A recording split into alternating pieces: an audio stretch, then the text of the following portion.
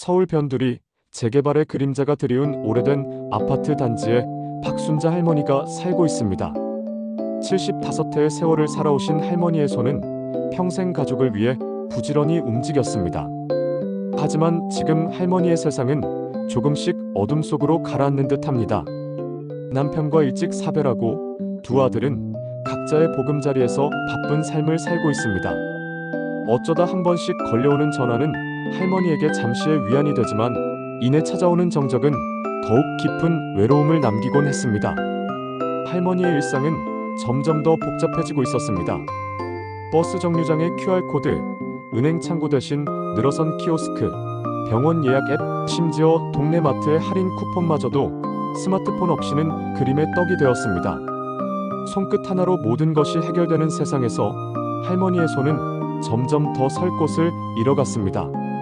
익숙했던 재래시장의 풍경은 줄어들고 갈수록 낯선 디지털 문명이 할머니를 에워쌌습니다. 은행에 들러 통장 정리를 하려 해도 복잡한 키오스크 앞에서 한참을 서성이다. 결국 포기하고 발걸음을 돌리는 날이 많았습니다. 내가 이렇게 쓸모없어졌나 하는 자괴감이 할머니의 마음을 짓눌렀습니다. 아들들에게 도움을 청하기도 했지만 그들은 늘 바빴습니다. 엄마, 그거 그냥 몇 번 누르면 돼요. 라는 대답은 할머니의 답답함을 해결해주지 못했습니다. 할머니는 짐이 되고 싶지 않았습니다. 그렇게 순자 할머니의 세상은 스마트폰 화면처럼 점점 더 작아지고 희미해져 갔습니다. 내일은 또 어떤 디지털의 장벽이 할머니를 기다리고 있을까요? 깊어진 한숨 속에서 할머니는 알 수 없는 불안감과 함께 잠이 들었습니다. 이 고요한 밤이 할머니에게 새로운 아침을 가져다 줄 수 있을까요? 할머니의 일상은 여전히 디지털의 높은 벽 앞에서 멈춰 서기 일쑤였습니다. 특히 자주 가던 동네 병원 예약마저도 복잡한 앱을 통해서만 가능해지자 할머니의 마음은 더욱 답답해졌습니다. 어느 화창한 오후, 순자 할머니는 왠지 모르게 따뜻해 보이는 동네 카페 문을 열었습니다. 오랜만에 따뜻한 차 한 잔이 그리웠지만 그곳에서도 할머니를 기다리는 것은 낯선 기계였습니다. 키오스크 앞에서 할머니는 한참을 서성였습니다.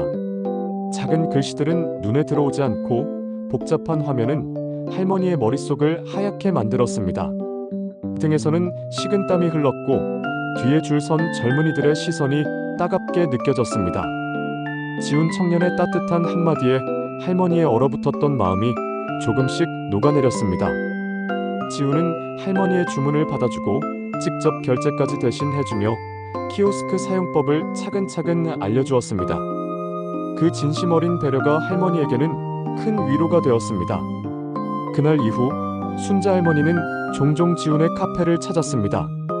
따뜻한 차 한 잔과 함께 지훈은 할머니에게 스마트폰의 새로운 세상을 열어주기 시작했습니다. 처음에는 카카오톡 프로필 사진 바꾸는 것부터 시작했습니다. 처음엔 너무나 서툴고 좌절하기도 했습니다. 자꾸만 다른 버튼을 누르거나 화면이 갑자기 꺼지면 깜짝 놀라 손을 떼기 일쑤였습니다. 하지만 지우는 단 한 번도 짜증내는 법이 없었습니다. 순자 할머니의 도전에 경로당 친구들도 자극받았습니다. 순자 시도하는데 나라고 못하겠어? 라며 너도 나도 스마트폰을 들고 지훈의 카페로 향했습니다. 이제 할머니들은 서로의 디지털 선생님이자 디지털 학생이 되어주며 새로운 배움의 즐거움을 함께 나누기 시작했습니다. 할머니의 닫혔던 세상에 작은 빛이 스며들기 시작한 것입니다. 지훈 청년의 도움으로 순자 할머니는 스마트폰이라는 새로운 세상을 조금씩 알아가기 시작했습니다. 하지만 배움의 길은 결코 평탄하지 않았습니다. 할머니 앞에는 여전히 높고 두꺼운 디지털의 벽이 서 있었습니다. 익숙하지 않은 터치 방식, 눈에 잘 들어오지 않는 작은 글씨, 그리고 수시로 튀어나오는 알 수 없는 알림들은 할머니를 혼란스럽게 만들었습니다. 한 번은 아들에게 보낸 메시지가 엉뚱한 사람에게 전송되어 밤잠을 설쳤던 적도 있었습니다. 특히 할머니의 건강과 직결된 병원 앱 사용법은 더욱 어려운 난관이었습니다. 복잡한 예약 절차와 수많은 메뉴 앞에서 할머니는 금세 지치곤 했습니다. 지우는 할머니에게 괜찮아요. 천천히 하면 돼요. 라고 끊임없이 격려했지만 할머니는 스스로의 느린 학습 속도에 자주 좌절했습니다. 내가 과연 해낼 수 있을까 하는 의문이 할머니의 마음속을 헤집어 놓았습니다. 아들들과의 소통도 여전히 쉽지 않았습니다. 서툰 메시지는 자주 오타로 점철되었고 영상통화는 어색함만 더할 뿐이었습니다. 할머니는 점점 더 스마트폰이 자신을 아들들에게서 멀어지게 하는 것은 아닐까 하는 걱정까지 하게 되었습니다. 이웃 할머니들도 비슷한 어려움을 겪고 있었습니다. 다 함께 배우고 있지만 여전히 디지털 세상의 문턱은 높게만 느껴졌습니다. 하지만 할머니는 포기하지 않았습니다. 사랑하는 아들들과 더 가까워지고 싶다는 간절한 마음, 그리고 지운 청년의 진심 어린 격려가 할머니를 다시 일으켜 세웠습니다. 순자 할머니는 다시금 돋보기를 고쳐 쓰고 스마트폰 화면을 응시했습니다. 비록 서툴고 느리더라도 한 걸음 한 걸음 나아가기로 결심했습니다. 이 위기를 어떻게 극복할까? 할머니의 작은 도전에 이제 막 희망의 단서가 보이기 시작하는 듯 했습니다. 순자 할머니는 포기하지 않았습니다. 지운 청년의 꾸준한 가르침과 이번엔 꼭 해내고야 말겠다는 할머니의 굳건한 의지가 조금씩 벽을 허물기 시작했습니다. 가장 먼저 찾아온 변화는 바로 아들들과의 소통이었습니다.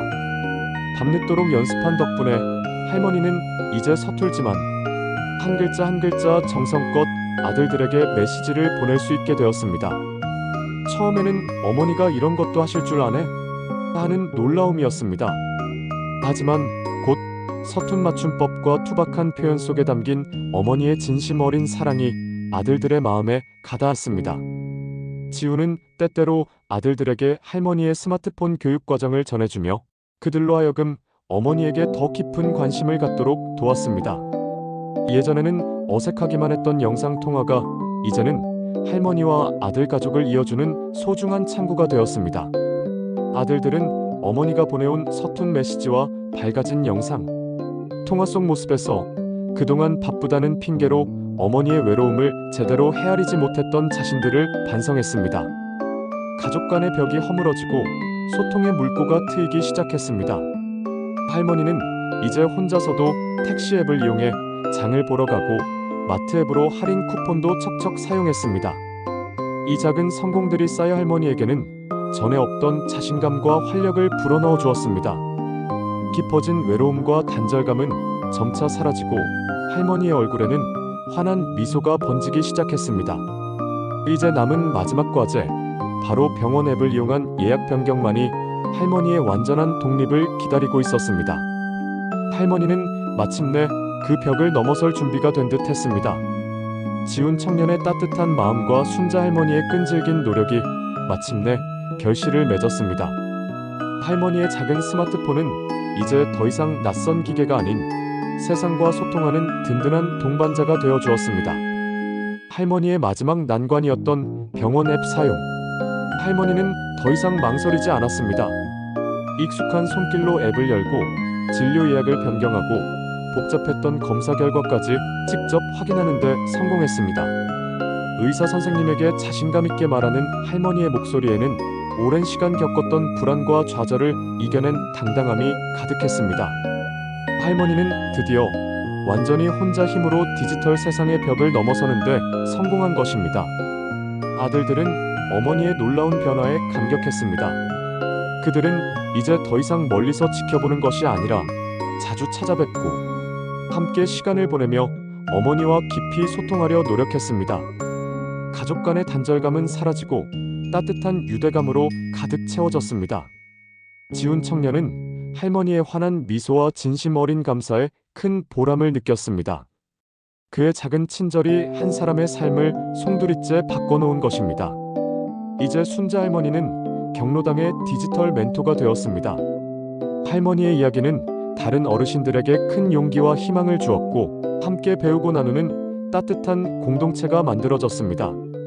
디지털 문명이 세대 간의 단절을 초래하는 것이 아니라 따뜻한 마음과 노력이 더해질 때 오히려 사람과 사람을 끈끈하게 이어주는 매개체가 될 수 있음을 보여주었습니다. 박순자 할머니의 인생은 그렇게 새로운 황금기를 맞이했습니다.